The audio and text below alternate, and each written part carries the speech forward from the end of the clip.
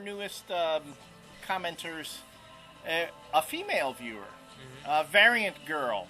Variantgirl, who came on board just recently and also has her own comics review blog. So it's a good blog, too, because the reviews actually ring very truthful, and it's very refreshing to see somebody actually speak their mind about stuff instead of going to, like, some bullshit site like Newsarama or stuff like that where everyone's just sucking everyone's dick over there. With this blog is actually really, really good. And we'll put the annotation of the website right here. So right you up can see, so there. you can go visit Is it her. up there? Up there in the... Well, you can put it anywhere you want on the screen.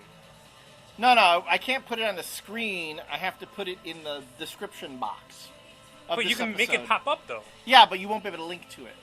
Oh, I will put why an don't you actual pop link it to up, like when I said it, like right now, pop up. And then you can put a link over there. All right, there we go. Do that again. Pop up. There it is. There it is. All right. All right, after 5 takes.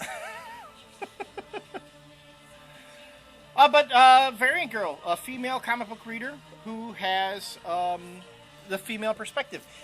And when we were talking about the Marvel Divas title in our last series of segments, Small Maniac actually made kind of an interesting comment. What was it? Why is it that only a female writer should be able to write female characters? Okay. And that's not what we were getting at. We were getting at the fact that they're selling this book as for women, as with the female perspective. Female perspective. When you're selling it like that, that's when a woman should be writing it.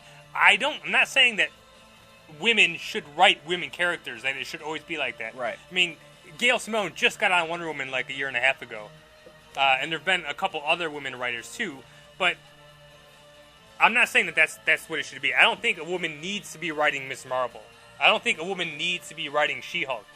But if you're selling it as a book that you're targeting it towards women with a female perspective, have a female perspective writing it. That's the difference there. Right. I mean, on the opposite side of that, that is not to say that a man is incapable of writing a woman's perspective on things. But then again, back to Variantgirl, who sent us a message, and it was pretty funny. I laughed when I read it. She said, so why don't, if only a gay man can write a comic book from a woman's perspective, then why don't they have lesbian women write males? Because lesbian women totally get, where men are at in their mindset. And I was like, wow, that's actually, that's a good point. That idea is way ahead of its time. Way ahead of its time. Way ahead. Although there are lesbian creators in comics, but they do a lot of independent stuff. Yeah, and actually there are a lot of female comics creators in the industry, but unfortunately most of them are in independence. Independence, right? And that we're not saying that there aren't female creators. When we talk about female creators in comics, we're trying to push the mainstream, get them in the mainstream.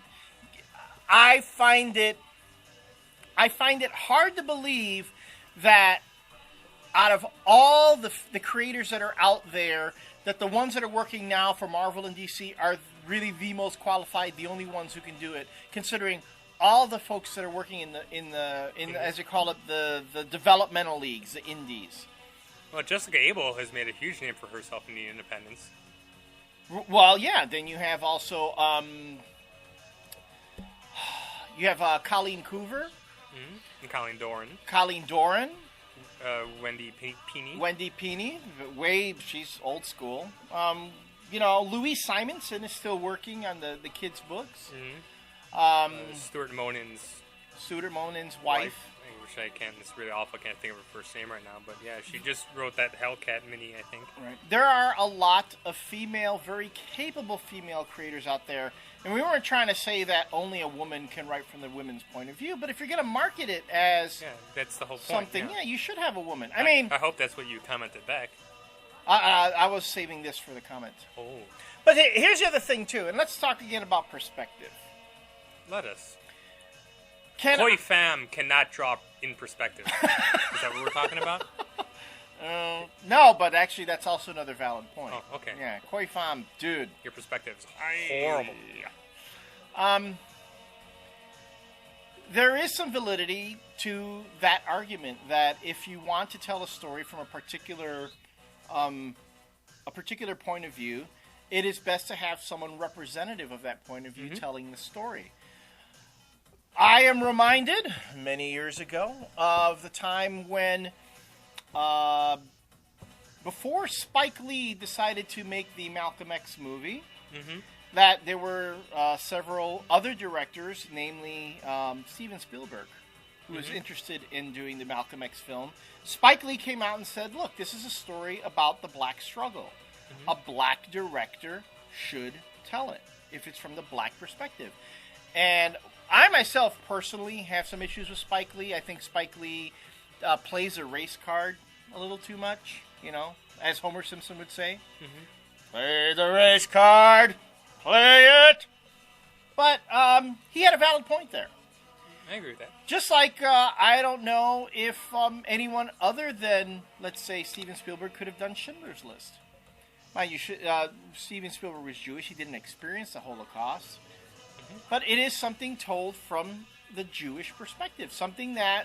See, that's what makes us unique as people.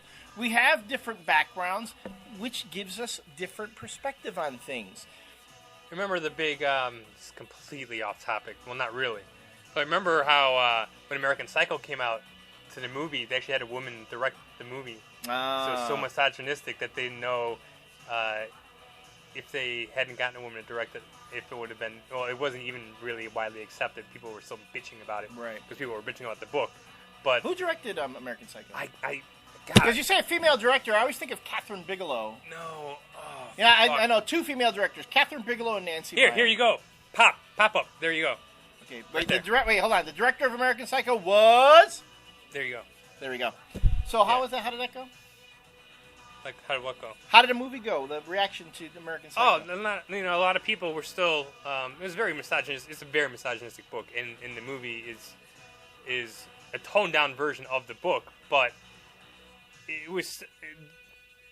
I don't know if they could have made a better movie based on that book, and she did a really good job, and it turned out to be a pretty good movie, good adaptation. Ending was different. And a lot of the more gruesome stuff was not in the movie, but it still, I think, had the overall feeling to what the book tried to, of the story that the book tried to tell about the 80s yuppies. Turned serial killers. Yeah.